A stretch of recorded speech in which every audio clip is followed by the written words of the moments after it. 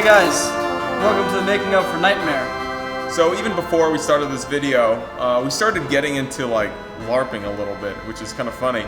So we, our friend Adam Lyons came over and was like, hey guys, I want to help you for a shoot. I got all these LARPing swords. So he brought over all these foam weapons one day so we could start practicing, and he helped us start choreographing the moves.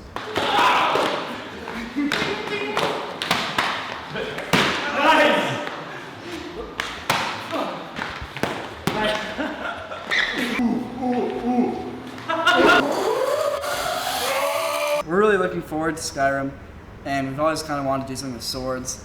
We're like, let's make an Oblivion video. And then we realized that let's just not make a straight up Oblivion video. Let's make it kind of like just RPG-ish, inspired by all the little jokes and moments that we remember from those games. We wanted to do this piece and make it look really authentic. And we tweeted out saying we're looking for some people with like sweet swords and stuff like that. And just by chance, we got a guy named John contacted us. He actually runs a YouTube channel. He just launched it. Link. Whoa! And he has a couple of friends that they're really into like the Renaissance Fair, historical recreations and stuff like that. So they all showed up. Him and Dan and Tom, and they had awesome gear. It was really, really cool. And Dan is actually really good with weapons. This movie would not have been possible without their help. And I think that's something that anybody who's making movies quickly learns, is that without the help of other people and then having a group to draw from, it's really hard to make something really compelling. The best movies are a team effort with a lot of people. Anyways, I'm sure you guys are wondering, where did you shoot this? We shot in a park kind of out by Chino Hills. It was really hot out. It was 100 degrees out. Yeah, and it was funny because on the first day I was like, oh, whatever, I'm just gonna wing it, whatever. So I run out there in this like almost full suit of armor. We started with the fight right away, and I nearly collapsed. And I'm sitting there lying on the ground, and everyone's like, all right, you cool? I'm like, yeah. Just give me 5 minutes. But didn't throw up though. Didn't throw up, managed to finish the fight. We drank a lot of water. Basically like for 8 hours we were drinking just constant water, and I didn't pee all day. That's how hot it was. It's actually really funny. You know the shot where I take my arrow and I shoot that barbarian? Well, it was really funny because in that shot, you don't see the rest of it. Maybe we'll play it here. But right when I shoot it, it flies over a ridge, and everyone turns and watches the arrow go flying over the ridge, and they turn back to me and say, Sam, you almost hit somebody. Like, we've literally seen 0 people out here today. We've been out here for 5 hours. You guys are all playing a prank on me. Their heads turn again. Perfect coordination. I'm like, this has got to be a really well-planned joke for them to, organize this. And then the guy comes over the hill holding the arrow, and he's like, oh, you almost hit me. But he was totally cool with it. Thanks, guy, for being cool with it. Anyways, the effects actually on this piece were not that extensive. We had some cool, brutal sword kills and some lightning bolts. That's about it, and like an arrow.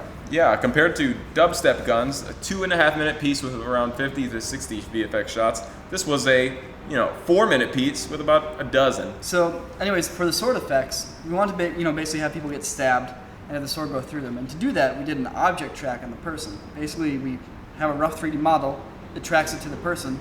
Then we can have an object like a CG sword seem to actually stick to the person. We were able to take it a little bit further and actually have like a gash open up and actually have it kind of like track to the guy. And the motion really sells it. The Adventure Time video was a great warm-up for this effect. And then also the part where Dan's arm gets chopped.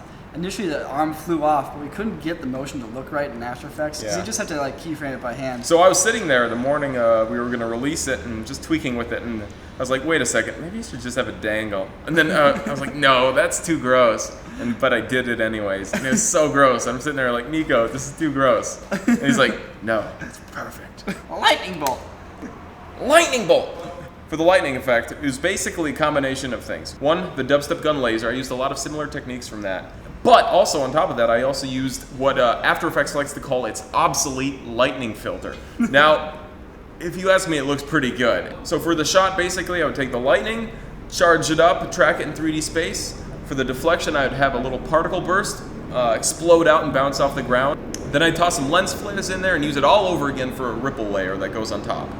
Here's a cool shot for you guys, that matte painting in the beginning. Now, I think this is honestly one of the best matte paintings I've ever done. And here's why. So like a basic matte painting, you start out with adding your elements. Boom, toss a little hut in there. Boom, toss a castle wall. Boom, toss a castle in the background. Here's the kicker. I used a plugin called Shine to actually take the sky and create like a false sense of volumetric light shining over the hills. Light rays, essentially. And I think that is the effect that really sells it here. Makes it look really realistic, blends everything together. Looks beautiful. Take a look. Nice work, Sam. Thanks. Oh, another topic that we rarely go into is music, and I just find it very hard to talk about for some reason. Regardless, Because it comes from in here. that's the thing. When it comes down to it, it doesn't matter what program you're using. It's what comes from the heart.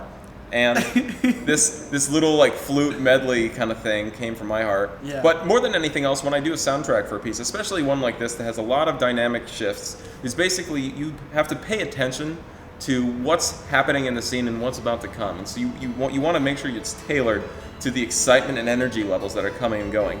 Also, one other thing is it's very useful to stick to as very little themes as possible. You don't want to have too many abrupt musical shifts going from theme A to C to B and D. And even though I do it a lot in my pieces, I do try and make sure that each theme is grounded and repeats itself so that the audience can familiarize themselves with the melodies and hear them coming in and out of the piece as, you know, the scene shifts. Sam uses Logic and a bunch of stuff. I use Logic and I use this bass guitar. Anyways, guys, thanks for watching. I hope you liked the video. We don't get to do stuff with swords very often or knights, so it's actually kind of a really nice break from the norm.